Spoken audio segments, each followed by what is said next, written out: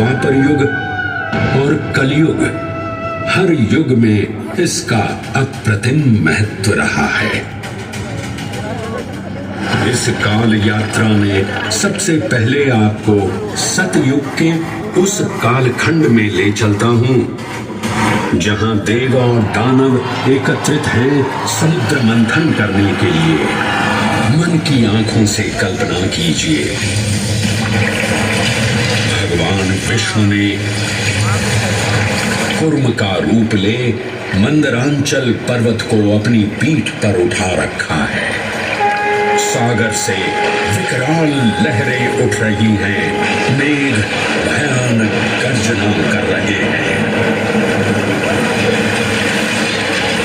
देव और दानव वासुकी सर्प को नीति बना और मंदार पर्वत को मथनी बना सागर को मथ रहे हैं कि तभी जल का पाप कालकूट विष निकलता है और पूरी सृष्टि को अपने ताप से झुलसाने लगता है।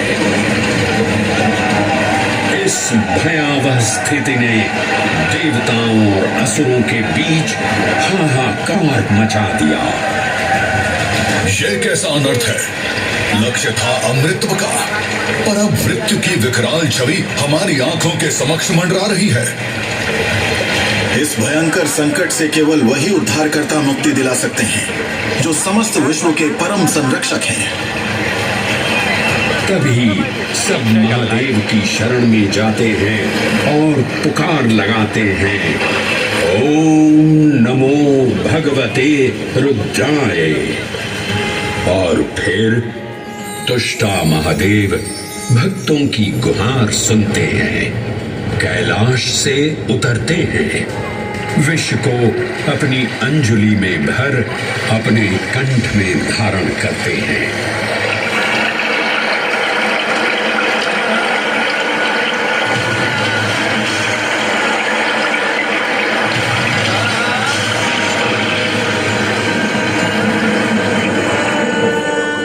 अंततो गत्वा सागर मंथन से अमृत कलश प्रकट होता है।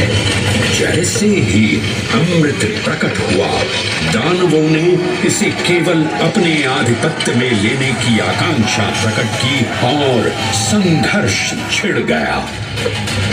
आज यदि हम इस अमृत को प्राप्त कर सकें तो हम देवताओं पर हमेशा के लिए प्रभुत्व स्थापित कर पाएंगे। अमृत अपात्र हाथों में ना जा पाए, क्योंकि ये अपनी शक्ति का असीम दुरुपयोग करेंगे। इस अराजकता के परिणाम स्वरूप अमृत की कुछ बूंदें छलकी और पृथ्वी तक पहुंच गई। 4 स्थलों पर स्पर्श हुआ इन बूंदों का, हरिद्वार, प्रयागराज, नासिक और उज्जैन।